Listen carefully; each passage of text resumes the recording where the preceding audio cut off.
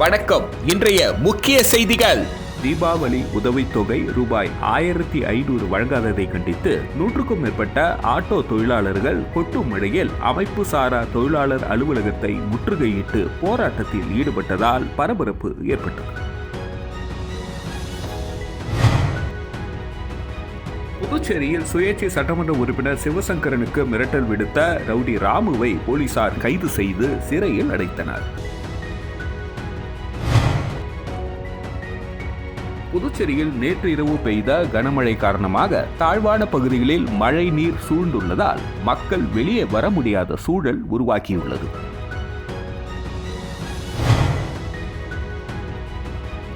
புதுச்சேரி மாவட்ட ஆட்சியர் அலுவலகத்தில் போதைப் பொருள் தடுப்பு ஒருங்கிணைப்பு குழு கூட்டம் மாவட்ட ஆட்சியர் குலோத்துங்க தலைமையில் நடைபெற்றது.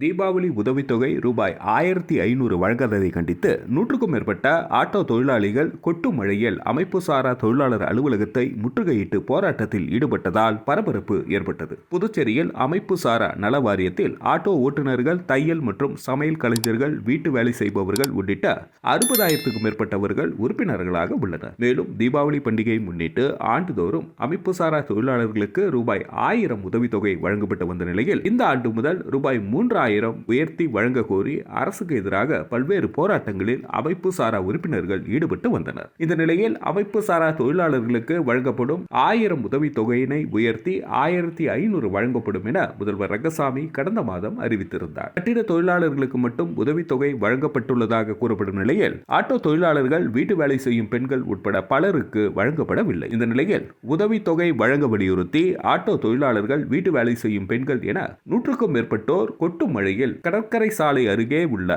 அமைப்பு சாரா தொழிலாளர் அலுவலகத்தை முற்றுகையிட்டு போராட்டத்தில் ஈடுபட்டதால் பரபரப்பு ஏற்பட்டது.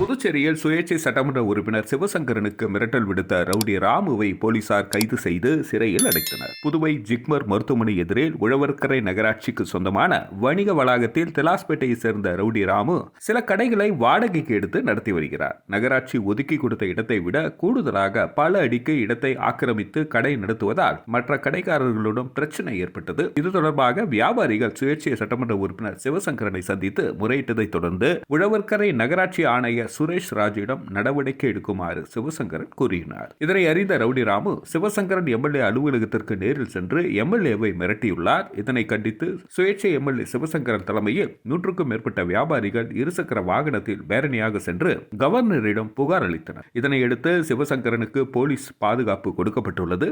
எம்எல்ஏ சிவசங்கரன் அளித்த புகாரின் அடிப்படையில் தலைமறைவான ரவுடி ராமுவை கைது செய்து சிறையில் அடைத்தனர். புதுச்சேரியில் நேற்று இரவு பெய்த கனமழை காரணமாக தாழ்வான பகுதிகளில் மழை நீர் சூழ்ந்துள்ளதால் மக்கள் வெளியே வர முடியாத சூழல் உருவாக்கியுள்ளது. புதுச்சேரியில் நேற்று இரவு மழை லேசான பெய்ய தொடங்கிய நிலையில் நள்ளிரவு கனமழை பெய்தது. தற்போது வரை 12 சென்டிமீட்டர் மழை பதிவாகியுள்ளது. தொடர்ந்து இன்று காலை முதல் லேசான மழை பெய்து வருவதால் தாழ்வான பகுதிகளில் மழை நீர் சூழ்ந்துள்ளது. குறிப்பாக ஒவ்வொரு முறையும் மழை பெய்யும் பொழுது பாதிக்கப்படும் இடங்களான வெங்கடா நகர், ரெயின்போ நகர், பாவான நகர் உள்ளிட்ட தாழ்வான பகுதிகளில் மழை நீர் சூழ்ந்துள்ளதால் பொதுமக்கள் வீட்டை விட்டு வெளியே வர முடியாத சூழல் உருவாகியுள்ளது. மேலும் வேலைக்கு செல்பவர்கள், வாகன ஓட்டிகள் அவதியுற்றனர். நேற்று இரவு முதல் கனமழை பெய்து வரும் நிலையில் பள்ளி, கல்லூரிகளுக்கு விடுமுறை அளிக்கப்படும் என எதிர்பார்க்கப்பட்ட நிலையில் விடுமுறை அளிக்கவில்லை. இதனால் மழையில் நனைந்தபடியே மாணவர்கள், பெற்றோர்கள் சென்றதால் மிகவும் அவதியுற்றனர். முதல்வர், கல்வித்துறை அமைச்சர், மாவட்ட ஆட்சியர், கல்வித்துறை இயக்குனர் என ஒவ்வொரு முறையும் ஒருவர் விடுமுறை அறிவிப்பை வெளியிடுவதால் மழை காலங்களில் விடுமுறையை யார் அறிவிப்பார் என்ற குழப்பம் நிலவுகிறது. புதுச்சேரியில் 3 நாட்கள் கனமழை பெய்ய வாய்ப்புள்ளதாக சென்னை வானிலை மையம் அறிவித்துள்ள நிலையில் புதுச்சேரி அரசு முன்னெச்சரிக்கை நடவடிக்கைகளை மேற்கொள்ளவில்லை என பொதுமக்கள் குற்றம் சாட்டியுள்ளனர்.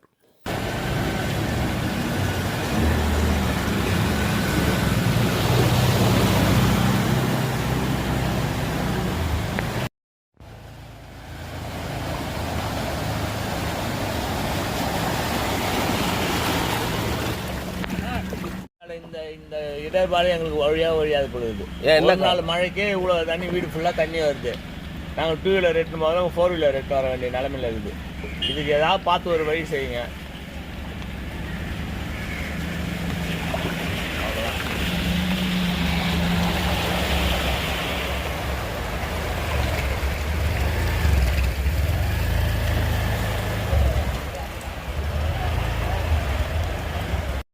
புதுச்சேரி மாவட்ட ஆட்சியர் அலுவலகத்தில் போதைப் பொருள் தடுப்பு ஒருங்கிணைப்பு குழு கூட்டம் மாவட்ட ஆட்சியர் குலோத்துங்கன் தலைமையில் நடைபெற்றது. போதைப் பொருள் தடுப்பு ஒருங்கிணைப்பு குழு கூட்டம் மாவட்ட ஆட்சியர் குலோத்துங்கன் தலைமையில் மாவட்ட ஆட்சியர் அலுவலக கருத்தரங்கு கூடத்தில் நடைபெற்றது. இந்த கூட்டத்தில் சார்பு மாவட்ட ஆட்சியர்கள் சோமசேகர், அப்பாராவ் கொட்டாரு, இஷிதா ரதி, முதுநிலை காவல் கண்காணிப்பாளர் கலைவாணன், போதைப் பொருள் தடுப்பு பிரிவு காவல் கண்காணிப்பாளர் இஷா சிங், துணை மாவட்ட ஆட்சியர் வினயராஜ், பள்ளி கல்வித்துறை இணை இயக்குநர் சிவகாமி உட்பட அதிகாரிகள் கலந்து கொண்டனர். போதைப் பொருட்கள் பழக்கம், கடத்தல் மற்றும் விற்பனையை தீவிரமாக கண்காணித்து தடுத்தல், போதைப் பொருளுக்கு எதிரான மற்றும் போதைப் பொருளினால் ஏற்படும் தீங்குகள் குறித்து விழிப்புணர்வை ஊக்குவித்தல், பள்ளிகள் மற்றும் கல்லூரிகளில் தற்பொழுது மேற்கொள்ளப்பட்டு வரும் போதைப் பொருள் தடுப்பு தொடர்பான விழிப்புணர்வு நிகழ்ச்சிகள் ஆகியவை குறித்து இக்கூட்டத்தில் ஆலோசனை செய்யப்பட்டது. மேலும் கல்வி நிறுவனங்கள் அருகே சாலைகளில் மஞ்சள் கோடுகள் வரையும் பணியை விரைவில் முடிக்கவும், குறிப்பிட்ட அந்த சுற்றளவில் உள்ள கடைகளில் புகையிலை பொருட்கள் விற்பனை செய்யப்படுகின்றதா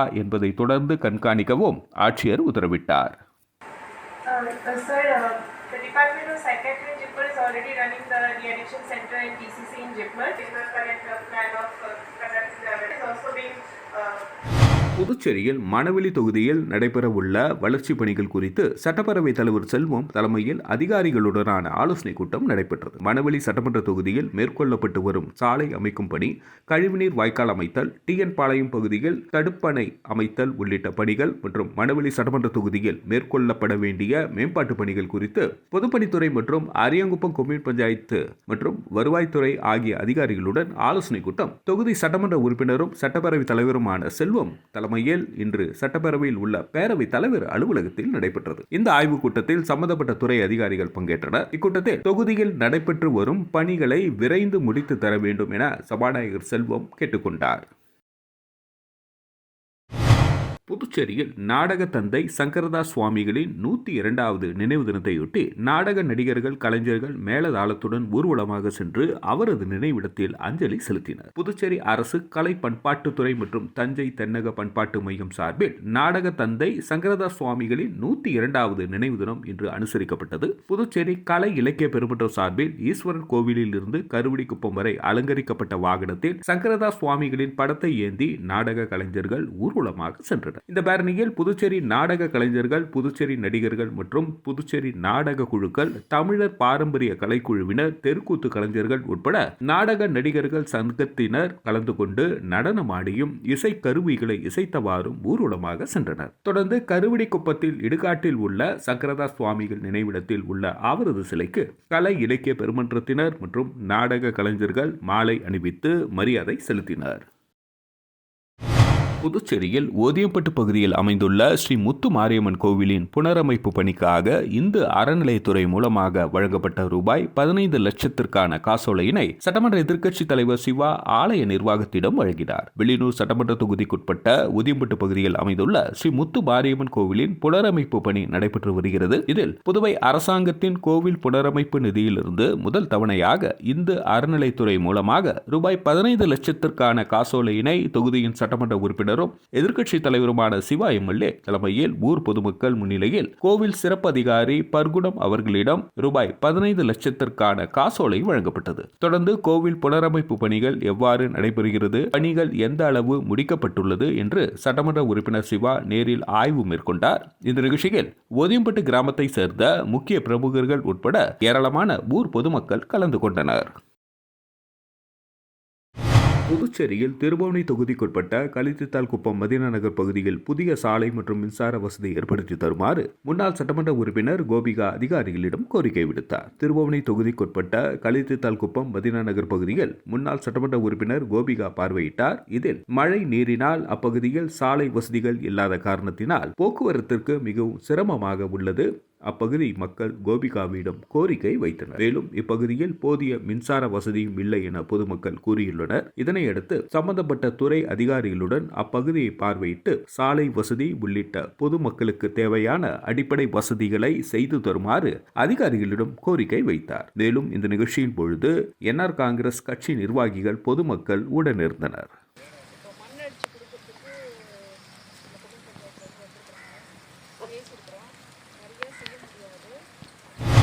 புதுச்சேரி வில்லியனூர் கரையான்பேட்டில் 26 லட்சம் மதிப்பில் தார் சாலை அமைக்கும் பணிக்கான பூமி பூஜையினை எதிர்க்கட்சித் தலைவர் சிவா துவக்கி வைத்தார். வில்லியனூர் சட்டமன்ற தொகுதிக்குட்பட்ட கரையான்பேட் ரோடு அண்டை நகரில் உள்ள உட்புற சாலைகளுக்கு வில்லியனூர் கொம்யூன் பஞ்சாயத்து மூலம் ரூபாய் 26,10,000 மதிப்பீட்டில் தார் சாலையுடன் கூடிய பக்கவாட்டு கழிவுநீர் வாய்க்கால் அமைக்கும் பணிக்கான பூமி பூஜை நிகழ்ச்சி இன்று நடைபெற்றது. இந்த நிகழ்ச்சியில் சட்டமன்ற எதிர்க்கட்சித் தலைவரும் தொகுதியின் சட்டமன்ற உறுப்பினருமான சிவா கலந்து கொண்டு சாலை அமைக்கும் பணியினை பூமி பூஜை செய்து துவக்கி வைத்தார். இதில் வில்லியனூர் கொம்யூன் பஞ்சாயத்து ஆணையர் ரமேஷ், செயற்பொறியாளர் திருநாவுக்கரசு, இளநிலை பொறியாளர் சத்யநாராயணா மற்றும் தொகுதி திமுக நிர்வாகிகள் உட்பட பலர் கலந்து கொண்டனர். திருக்காமேஸ்வரர் மேம்பட்ட வேளாண் உழவர் உற்பத்தியாளர்கள் நிறுவனத்தின் 3ஆம் ஆண்டு பொதுக்குழு கூட்டத்தில் வேளாண் அமைச்சர் தேனி ஜெயக்குமார், எதிர்க்கட்சித் தலைவர் சிவா ஆகியோர் கலந்து கொண்டு உறுப்பினர்களுக்கு சான்றிதழ் வழங்கி பாராட்டினார்கள். திருக்காமேஸ்வரர் மேம்பட்ட வேளாண் உழவர் உற்பத்தியாளர்கள் நிறுவனத்தின் 3ஆம் ஆண்டு பொதுக்குழு கூட்டம் வில்லியனூர் லக்ஷ்மண் கிருஷ்ணா மஹாலில் நடைபெற்றது. இந்த கூட்டத்தில் சங்க தலைவர் குலசேகரன் வரவேற்புரை நிகழ்த்தினார். வேளாண் அமைச்சர் தேனி ஜெயக்குமார் அவர்கள் தலைமையில் நடைபெற்ற இந்த நிகழ்ச்சியில் சட்டமன்ற எதிர்க்கட்சித் தலைவர் தொகுதி சட்டமன்ற உறுப்பினருமான சிவா கலந்து கொண்டு பங்குதாரர்களுக்கு சான்றிதழ்களை வழங்கி வாழ்த்து தெரிவித்து விவசாயிகள் மத்தியில் உரையாற்றினார். இந்த நிகழ்ச்சியில் சங்கத்தின் இயக்குநர்கள் வேணுகோபால், கோவிந்தன், நாராயணசாமி, ஜனார்த்தனன், புண்ணியகோடி, அன்பரசி, இளஞ்செழிய பாண்டியன், வீரப்பன், தினேஷ்குமார் மற்றும் காரைக்காலை சேர்ந்த பஜன்கோ வேளாண் கல்லூரி மாணவர்கள் உட்பட பலர் கலந்து கொண்டனர். திருபுவனை சட்டமன்ற தொகுதிக்குட்பட்ட மதகடிப்பட்டு கிராமத்தில் உட்புற தெருக்களை மேம்படுத்துதல் மற்றும் கிராமம் மற்றும் காலனி கரும காரியம் கட்டடம் கட்டுதல் பணிக்கான பூமி பூஜையினை சட்டமன்ற உறுப்பினர் அங்காளன் தொடங்கி வைத்தார். புதுச்சேரி மாநிலம் திருபுவனை சட்டமன்ற தொகுதிக்குட்பட்ட மதகடிப்பட்டு பகுதியில் திருபுவனை சட்டமன்ற உறுப்பினர் தொகுதி மேம்பாட்டு நிதியின் கீழ் ரூபாய் 23,60,000 செலவில் மதகடிப்பட்டு கிராமத்தில் உட்புற தெருக்களை மேம்படுத்துதல் மற்றும் கிராமம் மற்றும் காலனி கரும காரிய கட்டடம் கட்டுதல் பணிக்கான பூமி பூஜை விழா நடைபெற்றது.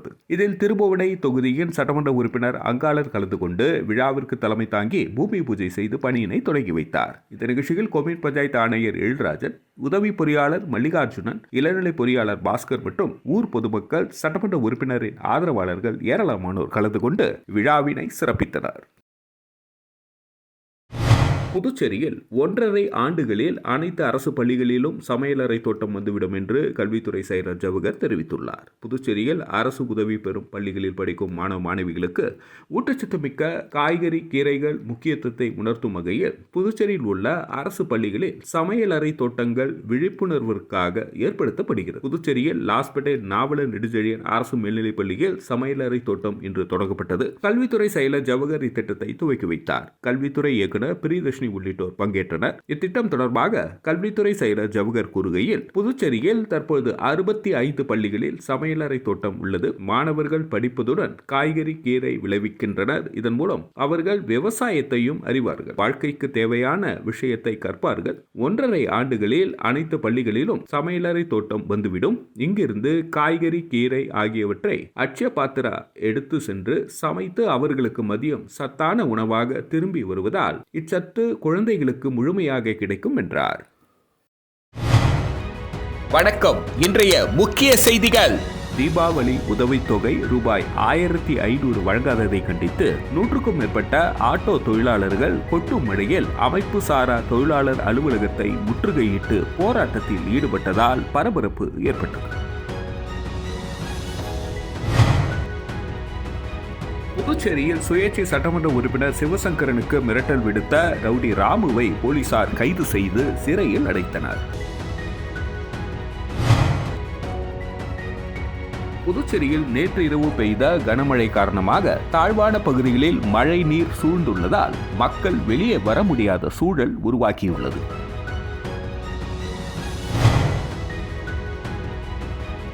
புதுச்சேரி மாவட்ட ஆட்சியர் அலுவலகத்தில் போதைப் பொருள் தடுப்பு ஒருங்கிணைப்பு குழு கூட்டம் மாவட்ட ஆட்சியர் குலோத்துங்க தலைமையில் நடைபெற்றது. துல்லியமாக தெரிந்து கொள்ள கிரியேட்டிவ் மீடியா நியூஸ் யூடியூப் சேனலை சப்ஸ்கிரைப் செய்து கொள்ளுங்கள்.